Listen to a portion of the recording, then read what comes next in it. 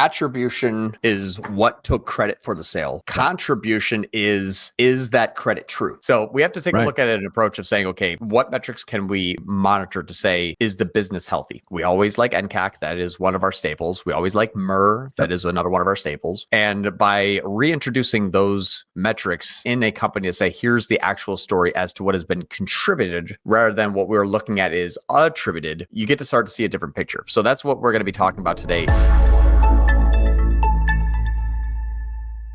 The client that we're discussing had some siloed approach to the metric in terms of their channels. So, Meta does the Meta thing, Google does the Google thing, Amazon does the Amazon thing. And I think it's fair to say that people that are on Google are also on YouTube, are also on Meta, and are also on Amazon. Like, they're the same people. So our job was trying to find the appropriate channel mix and spend in order to grow. But there are things that are kind of already setting you up for failure when you're about to enter into a large company. What I mean by that is, let's say you have 100,000 people already buying from you, and you take your ad spend from 0 to 10,000. Mm-hmm. That's a massive increase, or a $1 to 10,000. That $1 to 10,000 is a 10,000% increase in ad spend, but you are not going to 10,000% increase 100,000 sales. You're looking at incremental, and you're looking at what new growth can you provide in that short period of time. But the percentages, when you're looking at larger companies or have existing sales, they will not match, because it's not starting from 0 to 100 with 0 to 100 spend. It's already at like 6,000. You're trying to get it from 6,000 to 61,000. That's 1,000 more, whatever it is, let's say sales, and you have to spend money to get there. So it might be a 50% increase in spend and only a 10% increase in top line, but that 10% could be $400,000. So we have to take a look at an approach of saying, okay, what metrics can we monitor to say, is the business healthy? We always like NCAC, that is one of our staples. We always like MER, that is another one of our staples. And by reintroducing those metrics, introducing those metrics in a company to say, here's the actual story as to what has been contributed, rather than what we're looking at is attributed, you get to start to see a different picture. So that's what we're going to be talking about today is the Amazon, the Shopify, the Meta, the YouTube, the Google, the TikTok, the organic, the in-person sales in their distributor stores, and yada, yada, yada. And kind of clearing all that data out by saying, we're going to throw attribution out the window. We're going to throw even spend by channel out the window. We're just going to look at pure cash in, cash out, and also orders. So that's what we're looking at is I'm going to share screen, and I'm going to give you just a snapshot. And this here orders on Shopify and on Amazon, right? Mm-hmm. Or are we You're frozen for me? Can you hear me okay? Okay. Yeah, no, I can hear you perfectly. Okay, yeah, cool. I'm having some issues with my very old laptop, which needs to be thrown out the window onto Beacon Street here in Brookline. So anyway, yes, I will add your screen to stage. If I am a little bit, how's my audio? Is it all right? Because I think it was audio's great. Like I just saw like a picture of you in perfect audio. No, perfect audio. Yeah, that's right. I have cool. a face for radio. So all right, here we go.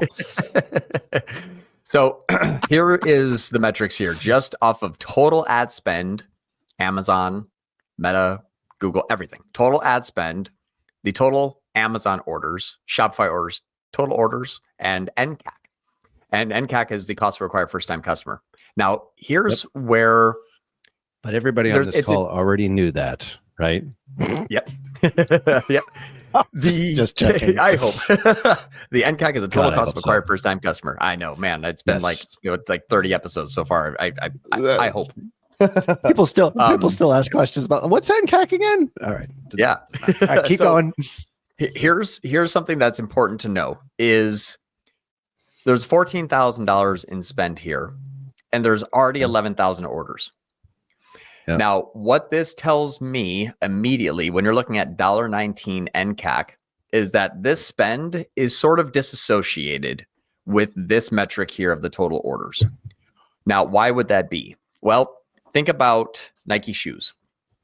If Nike paused all of its ad spend in one day, in the next day, would they have zero sales globally?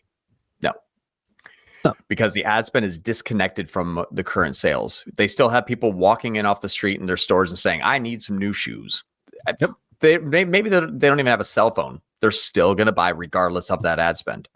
Right. Maybe they walk into Costco and they see a product on the shelf and they say, that's pretty cool, but I want the red color, so I'm going to go buy it on Amazon later. That is regardless of if they have ad spend. There is a lot of that happening in this account because they had a good distributorship. They had good retail stores selling their products. They had good Amazon presence already because of the in-store traffic that is free. So this $14,000 in ad spend did not drive those 11,000 orders because there was a lot of simple just brand coverage. So that was already happening. This ad spend of $14,000 could be shut off and you will lose a very minimal percentage amount of that total order. So the total order of 11,000 is sort of like your base. This is like, okay, if we didn't have ad spend, you can kind of just mark that blank. This is what would have happened already. Mm-hmm. And that's where you're seeing those very cheap CACs of $1.19. Go ahead. And this business is also in a major retailer as well. Mm-hmm. So we're not even looking at that at this point, which is fine. That's kind of gravy because that's going to be in addition to. So, okay. And there's also following so far. Yep. And they also had Amazon Vendor Central, which means Amazon was actually making large orders just from the people that would naturally go and buy their product from Amazon like they would naturally from a large retailer. All right. Before we go forward with this, because this is sort of an important part to this whole story here, just explain to people the difference between the two, Vendor Central and Seller Central. Yes. So Amazon Seller Central, it's a DIY, like you're starting your own store on Amazon. You may manufacture a product, you may not, you may do FBA, which means you send the product to Amazon and they sell it on Prime, or you can ship it out of your garage. Like it's your own seller and you have control of your store on Amazon. Vendor Central is you become a vendor to Amazon. Amazon is the retail store and they order products from you based on their sales volume and their future predicted sales volume. So if they expect that the summer is going to be a really good summer, they may place a larger order than they did the previous summer. And you simply sit back and receive a purchase order, a PO from Amazon, and you fulfill that PO and you get paid for it. And you have zero marketing control, ad spend control. It's nothing. It's just Amazon says, hey, I'm selling a lot of your products. I'll take 5,000 more. And you say, okay. And that's the order. So that is something that was already there before a dollar was spent. And that's important to know. Because and why would people choose one over the other? Like in this case, this is a larger brand, like it's backed by a huge company. So just maybe explain that to people. Just because like this Amazon thing is the thing. Like I swear to God, it's so misunderstood. So anyway, just basic foundation, I think, just to start. Yeah. So I think the reason why you would want to do a vendor central is if you have a good brand, you are focusing on more retail distributorship or in-store. Maybe you're not even doing much marketing, but you have, a good household brand name that a lot of people like, know, and trust and are buying it for a little while. And you just want to open up a new channel like you would open up a new store. So it's like, hey, we're already in Costco. Should we go to Walmart? Should we go to Target? Should we go to Amazon? That's the same type of relationship. Like I don't have my own store on Target. Like I don't have a shelf that I walk into every day and have to stack crap on and try to sell that. That's Seller Central. My Vendor Central would be Target calling me up and saying, hey, I'd like to put your products in my store. That's Vendor Central. Got it. So do you have that sort of you're withholden and beholden to a company as to how much they can sell of your product, but you still get, your minimally advertised price selling in their stores, and you have a wholesale agreement that you sell them that at a certain price. It's, basics almost before marketing, before e-commerce, before everything else. Like when Walmart was becoming popular way back when, they were the first Amazon Vendor Central. That's kind of the way to think about it. So Amazon is just nothing but Amazon's nothing but Walmart. That's basically it. It's just online. Amazon just copied Walmart and just did distributorship just like how they did. So it is literally just like selling it in Walmart. Now people are going to Walmart and buying it that have never seen your ad. That is why there's a baseline of sales. Right. So in this case, we're talking they are on Vendor Central. They're on Vendor Central, and they have a Seller Central ad account that they are spending money on their own brand name, so that Vendor Central orders more from them in higher volume. So they're pushing those sales by trying to promote themselves through Amazon. Interesting. This is like a math problem. But that's where, like, you imagine trying to like measure all this crap on in-platform Facebook. Yeah, it's going to be like 1/8 of the story, maybe.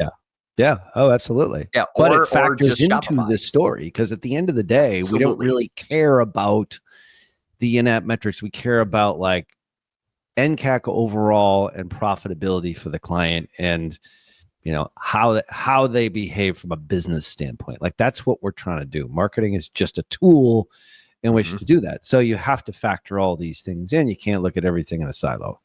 Right. And we knew that because there are so many new, and even more so, a ton of existing customers. Right. If you were just to launch a meta ad or a performance max ad, you're going to attribute massive amount of sales instantaneously to yourself. Like, we can launch a brand campaign and 20x this in an hour with like $1,000 all day long. Now, it had nothing to do with us. Exactly. Yeah, but you look great, John. You're like, oh, look at me. I'm a 20x ROAS. I know we've beaten this drum before, but it's like, it's the same thing over and over again. That's why I'm going to go on LinkedIn and then say, comment God if you want to be like me, because I got a 20x. Like, that's the crap we see all the time. Look at my screenshot. Right. So that's the part where we have to, when you're more experienced in this, if you understand that there's already 10,000 sales, the next dollar you put in, you are not going to be able to say, I did that. And that's in platform, top line, nowhere. So how do you measure the growth of what you're contributing to is sales and sales on new customers. Right. So if there's already 10,000 or customers, let's say 5,000 of them are already new and you haven't really spent much money. That's the reason why it looks like this. That $1.19 NCAC is not real. That's just simply we have some spend going, but we already have thousands of sales. So if you measure the little spend to the already there 1,000 sales, it's free sales basically, because they're disconnected.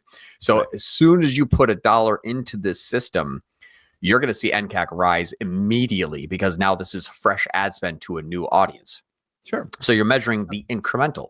That's a very, very common way of measuring is what is the incremental lift of that ad spend. And then how is that equating to the total NCAC? Go ahead. Sorry.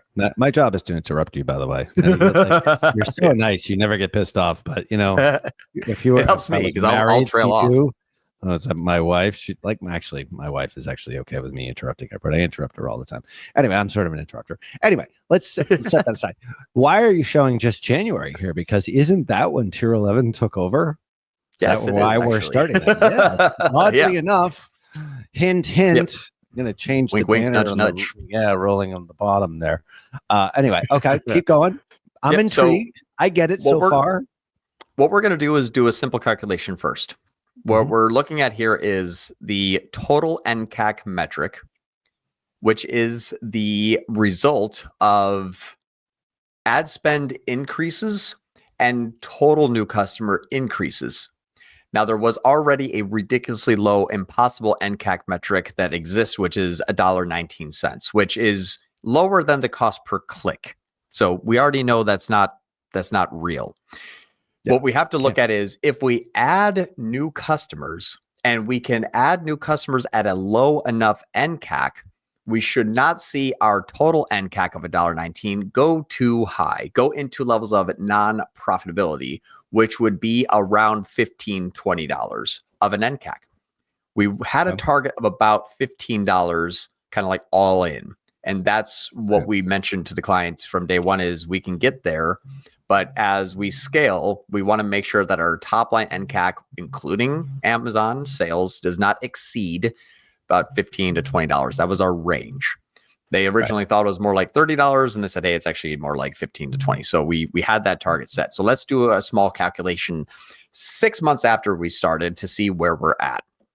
Now, what we know just is correlatively, like their NAOV is typically what, like 30, as I recall? It's increasing. 42. Okay, it's higher than I thought. It's been increasing, but now it's up to 42. Yep. Yeah. Great. So it's good. Okay. NAOV, new average order value on a new customer. That's I can pull up their backend Shopify, but it will display their brand name. So we'll get there, but I'll grab some screenshots in order to do that. Secret. Exactly. Super secret Ninja Squirrel stuff. All right. So we have 121, 126. This is last month's total spend. I don't know where you come up with your expressions, but I just don't even ask anymore. There is a secret squirrel. I know There's that a secret squirrel. Secret Squirrel TV show. Maybe I aged out of that. I don't even know Secret Squirrel. Wow. Man, this is 1965, so I don't know. Oh I'm an old soul, apparently. That's before my time. I can actually say that. Thanks, Grandma. That's fairly rare. I know Phineas and Ferb, but anyway. There you go. All right, keep going. All right, so we got 121, 126, which is June's ad spend. Now let's reduce that, or let's subtract that from our first month spend, because that's kind of like the growth. So we got 121, 126. Let's subtract that from 14,038. So there's $100,000 increase since January on average to the last month. So that is the total increase here. Now I'm gonna pause there just for a moment, because what's interesting about that is after basically adding $100,000 in ad spend on average, we're looking at an NCAC increase from 1.1 to 6.8. So 6.89 NCAC. That's the total cost of acquired first time customer when we're looking at everything. So we sort of saw that there was a massive amount of ad spend increase, and it went from 14 up to 185 down to 121. So it was averaging around 100,000, and I will share that with you. But we're gonna jump over to another part just so we can tie everything back in together.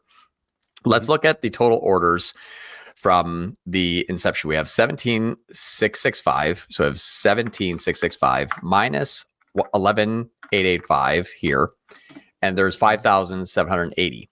So 5,780 delta between 17 and 1185.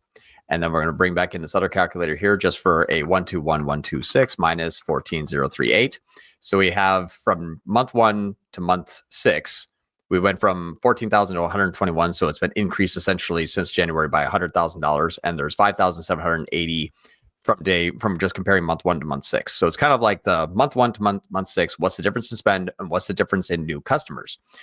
Right. So if we look at 107,088 and 5,780, if we divide this we divide 107,888 by 5,780, and that is an $18.52 NCAC.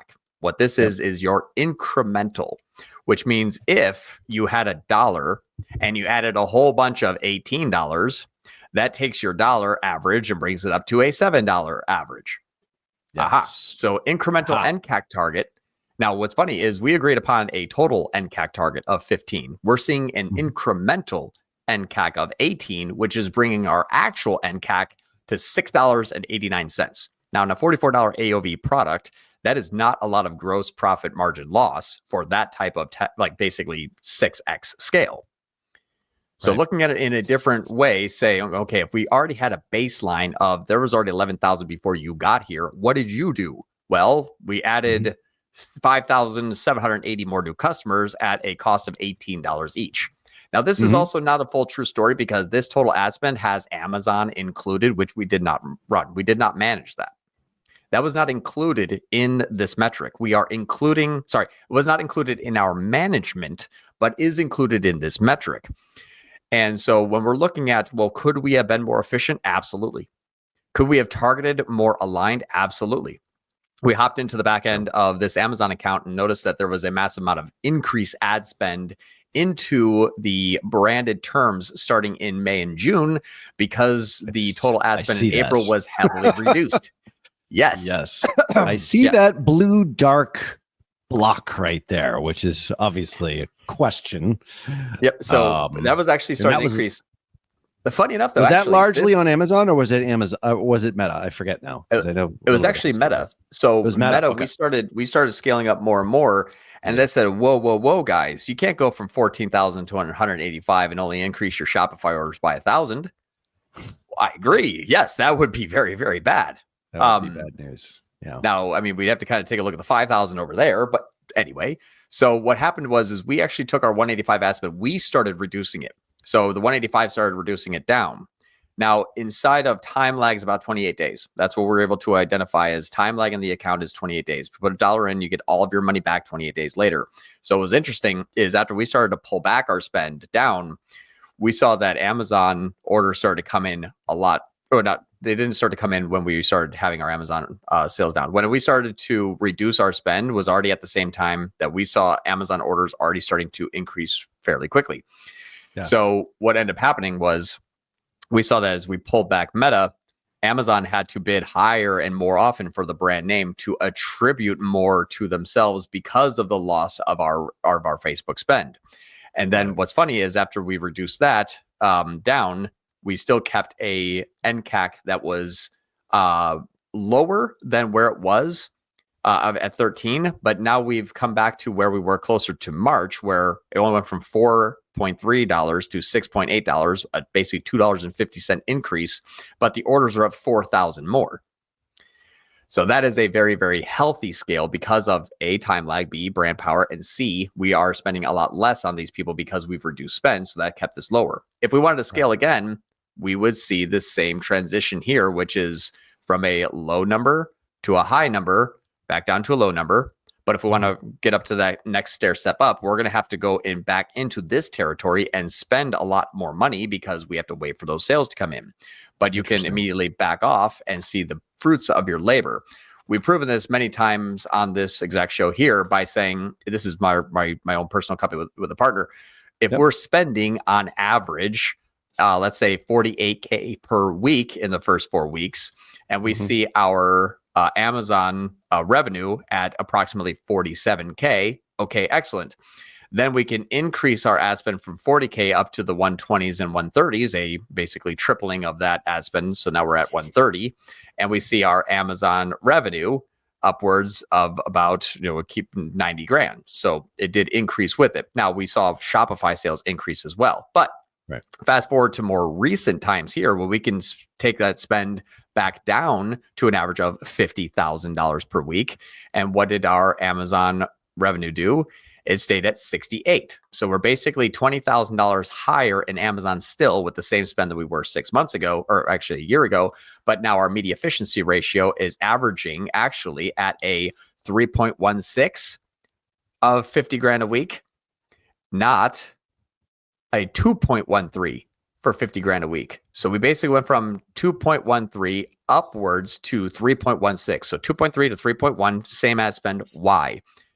We do have more sales that are coming in on unattributable and non-paid platforms like Amazon that we've already purchased, got the brand name out there. Those are new and now returning customers, lifting up our media efficiency ratio because we buy new and they become returning. I don't care where they come from.